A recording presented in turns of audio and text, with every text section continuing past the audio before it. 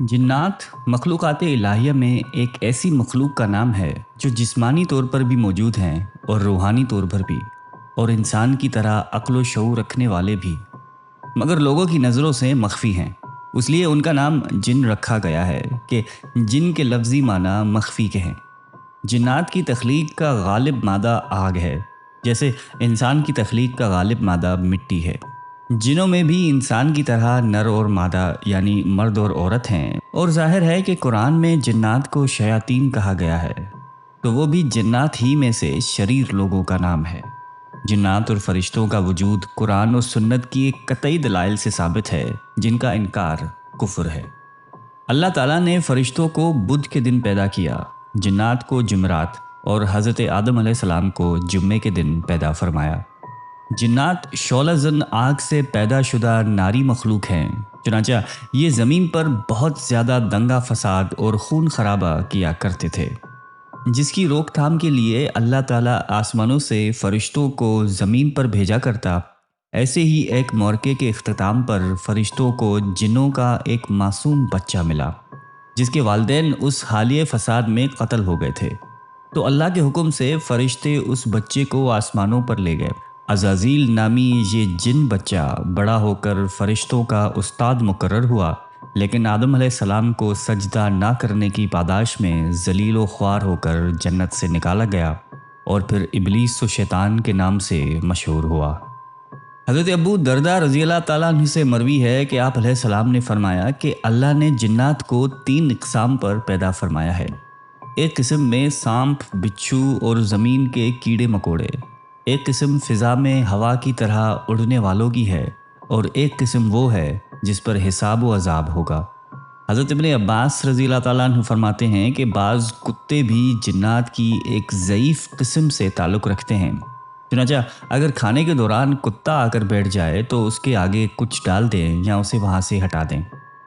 शैतान अक्सर काले कुत्ते का रूप धार लेता है, उस तरह जिन्नात भी बहुत सी सूरतें बदल सकते हैं।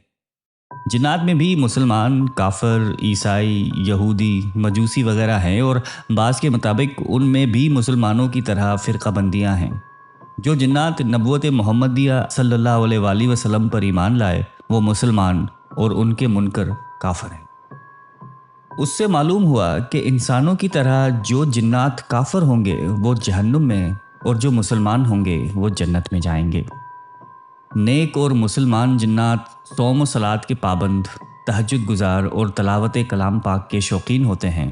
हज़रत माज़ बिन जबल रज़ी अल्लाह ताला अन्हु से मरवी है कि आप अलैहिस्सलाम ने फरमाया कि तुम में से जो शख्स रात को नमाज अदा करे तो उसे चाहिए कि वो ऊंची आवाज़ से क़िरात करे, क्योंकि फ़रिश्ते भी उसके साथ नमाज अदा करते हैं, उसकी तलावत भी सुनते हैं।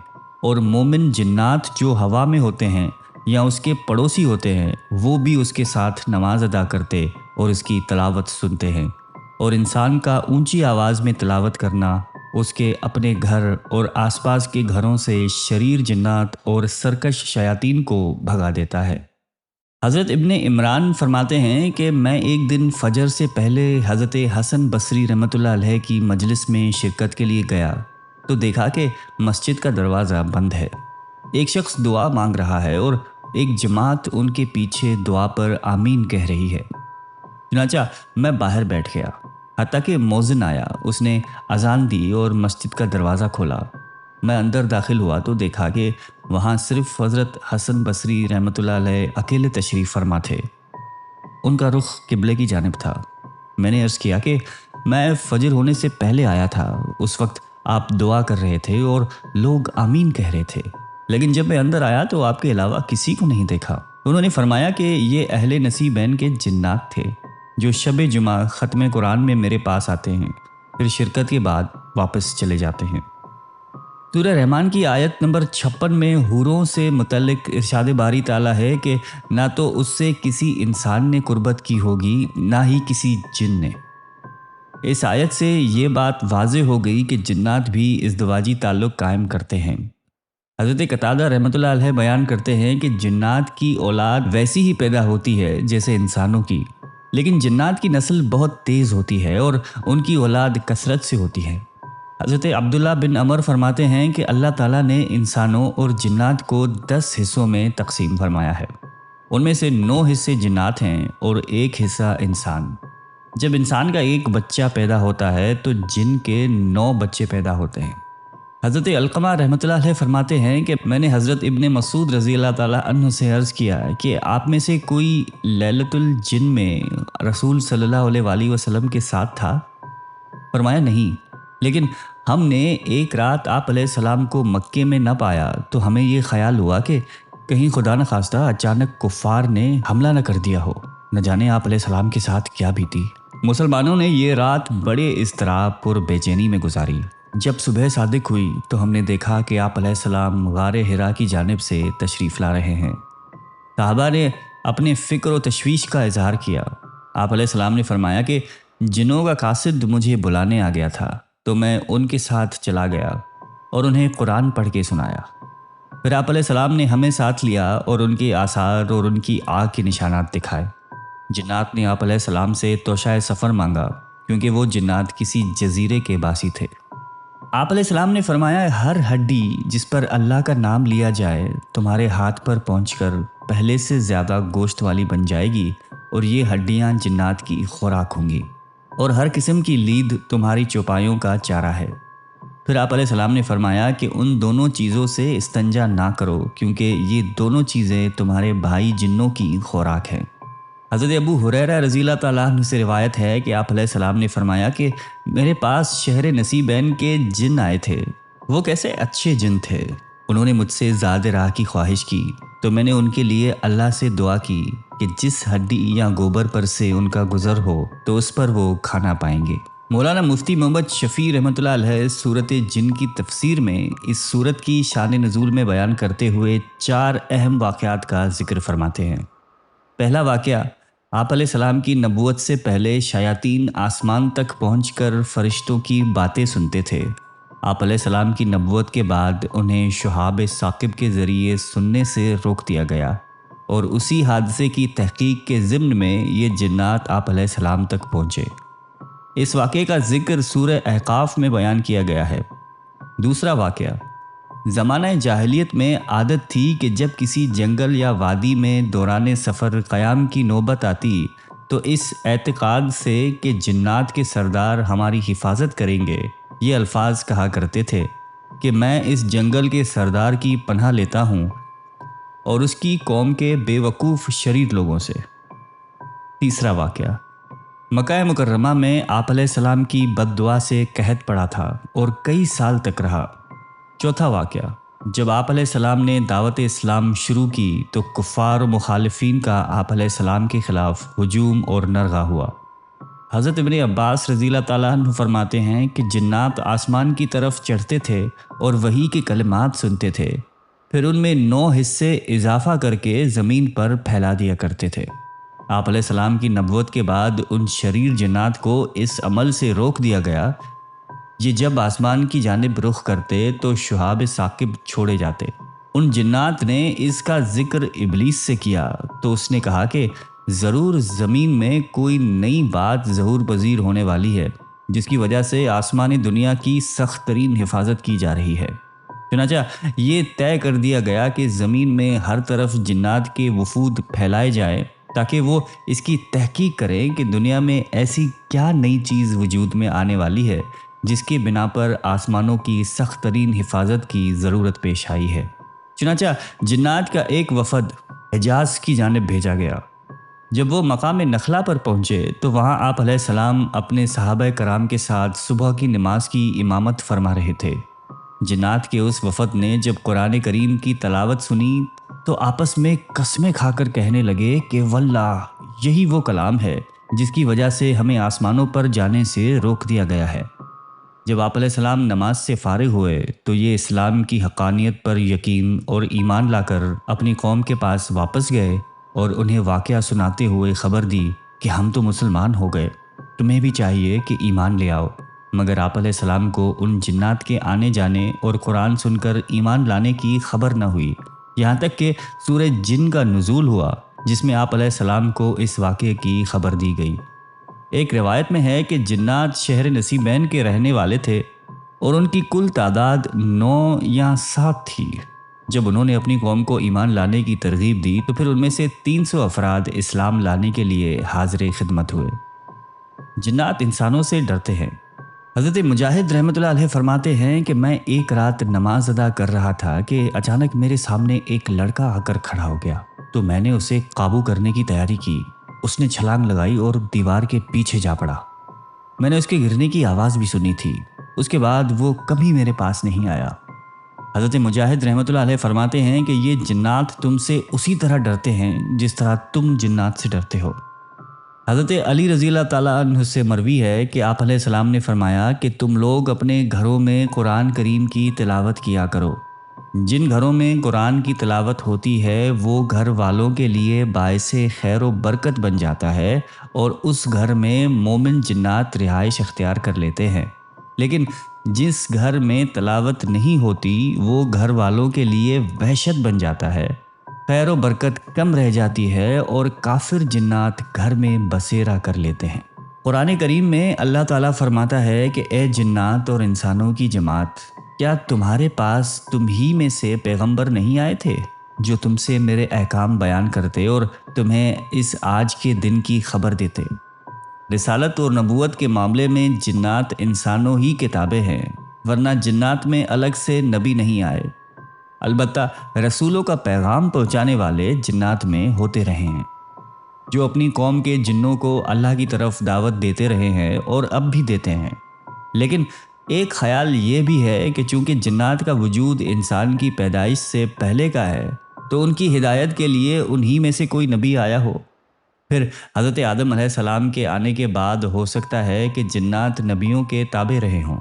البتہ نبی آخر الزماں حضرت محمد صلی اللہ علیہ وآلہ وسلم کی رسالت بہرحال تمام جن و انس کے لیے ہے اور اس میں کوئی شبہ نہیں۔ حضرت سلیمان علیہ السلام ہفت اقلیم یعنی پوری دنیا کے بادشاہ تھے۔ دنیا کی ہر شے آپ کی مطیع و فرمان بردار تھی۔ ہوا کو حکم دیتے تو وہ مہینوں کا سفر گھنٹوں میں طے کر دیتی۔ چرند پرند ہر حکم کے تابع داری کے لیے حاضر ہوتے۔ سرکش جنات ہر وقت ہاتھ باندھے احکامات کی بجا آوری کے لیے تیار رہتے۔ شیاطین زنجیروں میں جکڑے کاموں میں مصروف رہتے۔ اللہ تعالیٰ نے مومن جنات اور سرکش شیاطین کو حضرت سلیمان علیہ السلام کا تابع اور فرمان بردار بنا دیا تھا، جو نوکروں چاکروں کی طرح آپ کا ہر حکم بجا لاتے تھے۔ یہ آپ علیہ السلام کے لیے سمندر کی تہ سے قیمتی موتی ہیرے جواہرات نکال لاتے۔ حضرت سلیمان علیہ السلام کو بڑی اور خوبصورت عمارتیں بنانے کا شوق تھا، چنانچہ وہ آپ کے حکم پر عالی شان عمارات تعمیر کرتے۔ اگر ان میں سے کوئی سرکشی کرتا تو حضرت سلیمان علیہ السلام اسے سزا دیتے اور زنجیروں میں جکڑ دیتے۔ قرآن کریم میں ارشاد باری تعالیٰ ہے کہ ہم نے بہت سے شیاطین بھی ان کے تابع کیے تھے، جو ان کے فرمان سے غوطہ لگاتے اور بہت سے دوسرے کام سر انجام دیتے، اور ان کے نگہبان ہم ہی تھے۔ ان جنوں میں 2 طرح کے جنات تھے۔ ایک تو اہل ایمان تھے جو اپنے نبی کا ہر حکم مذہبی فریضہ سمجھ کر پورا کرتے، لیکن جو کافر تھے وہ اپنے کفر اور سرکشی کے باوجود حضرت سلیمان علیہ السلام کے تابع رہتے، لیکن ان سے نقصان کا بھی اندیشہ تھا۔ چنانچہ سورہ سبا میں ارشاد باری تعالیٰ ہے کہ جو کوئی ان میں سے ہمارے حکم سے پھرے گا اسے ہم آگ کا مزہ چکھائیں گے۔ مفسرین فرماتے ہیں کہ اللہ تعالیٰ نے ایک فرشتہ مقرر فرما دیا تھا جس کے ہاتھ میں آگ کا سونٹا ہوتا۔ جنات میں سے اگر کوئی حضرت سلیمان علیہ السلام کے حکم سے سرتابی کرتا تو فرشتہ اسے سونٹا مارتا، جس سے وہ جل کر بھسم ہو جاتا۔ آپ علیہ السلام کی نبوت سے پہلے جنات آسمانی دنیا کی خبر معلوم کرنے کا کوئی نہ کوئی موقع پا لیتے تھے، اور پھر ایک سچی بات میں 9 من گھڑت اور جھوٹی باتیں ملا کر کاہنوں کو بتا دیا کرتے تھے۔ یوں کاہنوں میں یہ بات مشہور ہو گئی کہ جنات غیب کا علم جانتے ہیں۔ حضرت عائشہ رضی اللہ تعالیٰ عنہا فرماتی ہیں کہ میں نے عرض کیا کہ یا رسول اللہ، یہ کاہن جو بات کہتے ہیں ہمیں سچ بھی ملتی ہے؟ آپ علیہ السلام نے فرمایا کہ یہ بات حق ہوتی ہے۔ اسے جن چوری کر کے اپنے دوست کے کان میں ڈال دیتا ہے اور وہ اس میں 100 جھوٹ ملا دیتا ہے۔ حضرت صفوان بن سلیم رحمۃ اللہ علیہ فرماتے ہیں کہ جنات انسانوں کے سامان اور کپڑوں کو استعمال کرتے ہیں، بس تم میں سے جو شخص کوئی کپڑا اٹھائے یا رکھے تو بسم اللہ پڑھ لیا کرے، کیونکہ اللہ کا نام مہر ہے۔ اس طرح سے جنات ان کپڑوں کو استعمال نہیں کریں گے۔ حضرت انس رضی اللہ تعالیٰ عنہ سے روایت ہے کہ آپ علیہ السلام نے فرمایا کہ گندے مقامات شیاطین کے رہنے کی جگہیں ہیں۔ حضرت انس رضی اللہ تعالیٰ عنہ فرماتے ہیں کہ آپ علیہ السلام قضائے حاجت کو جاتے تو یہ پڑھا کرتے تھے کہ اللہم انی اعوذ بک من الخبث والخبائث، یعنی اے اللہ میں آپ کی پناہ مانگتا ہوں خبیث جنوں اور خبیث جنیوں سے۔ اللہ تعالیٰ نے انسان کو اشرف المخلوقات بنایا ہے، چنانچہ جنات و شیاطین سمیت دنیا کی ہر مخلوق انسان سے خوف کھاتی ہے۔ اللہ اور اس کے نبی علیہ السلام کی تعلیمات کی روشنی میں بدترین جنات اور شیاطین کو شکست فاش دینا بہت آسان ہے، لیکن اگر جنات کی وجہ سے کچھ لوگوں کو بیماری یا موت لاحق ہو جائے تو یہ خود اپنے اوپر ظلم کرنے کے مترادف ہے، جس میں جعلی پیر فقیر اور سنیاسیوں کا بڑا ہاتھ ہے۔ جنات سے مقابلہ کرنے کے لیے ذکر الہی، دعائیں، اعوذ باللہ من الشیطان الرجیم، استغفار اور سورہ فلق اور سورہ ناس کثرت سے پڑھی جائے، لیکن 5 وقت کی نماز ادا کرنا سب سے اہم ہے۔ جنات و شیاطین کے خلاف مدد حاصل کرنے اور انہیں شکست فاش کرنے کے لیے سب سے بڑا عمل آیت الکرسی کا پڑھنا ہے۔ انسان سے شیاطین کو بھگانے، جنات کے اقدامات کو باطل کرنے اور ان کی آفات سے بچنے اور منفی عملیات سے محفوظ رہنے کے لیے آیت الکرسی میں بڑی عظیم تاثیر ہے۔ یہ مرگی کا بھی علاج ہے۔ حضرت ابو ہریرہ رضی اللہ تعالیٰ عنہ سے روایت ہے کہ آپ علیہ السلام نے فرمایا کہ آیت الکرسی قرآن پاک کی سب آیات کی سردار ہے۔ جس گھر میں شیطان ہو تو اسے پڑھا جائے، وہ بھاگ جائے گا۔ ہر رات سونے سے پہلے گھر میں آیت الکرسی پڑھ کر حصار باندھنا بزرگان دین، اولیاء کرام اور تجربہ کار حضرات کا معمول ہے۔ اس عمل سے صبح صادق تک پورا گھر اور اس میں موجود افراد ہر طرح کے انسانی اور شیطانی شر سے محفوظ رہتے ہیں۔ حضرت قتادہ رحمۃ اللہ علیہ بیان فرماتے ہیں کہ جس نے اپنے بستر کی ٹیک لگاتے ہوئے آیت الکرسی پڑھ لی، 2 فرشتے اس کے سپرد کیے جاتے ہیں جو صبح تک اس کی حفاظت کرتے ہیں۔ سورہ فلق اور سورہ ناس قرآن کریم کی یہ آخری 2 سورتیں ہر قسم کے شیطانی عملیات، جادو ٹونے اور نظر بد کا علاج ہے۔ حضرت ابو سعید رضی اللہ تعالیٰ عنہ فرماتے ہیں کہ آپ علیہ السلام جنات اور انسانوں کی نظر بد سے پناہ مانگتے تھے، یہاں تک کہ جب آخری دنوں میں یہ صورتیں نازل ہوئیں تو آپ علیہ السلام نے انہیں پڑھنا شروع کر دیا۔ اللہ تعالیٰ مجھے اور آپ کو شیطانی شر سے محفوظ فرمائے۔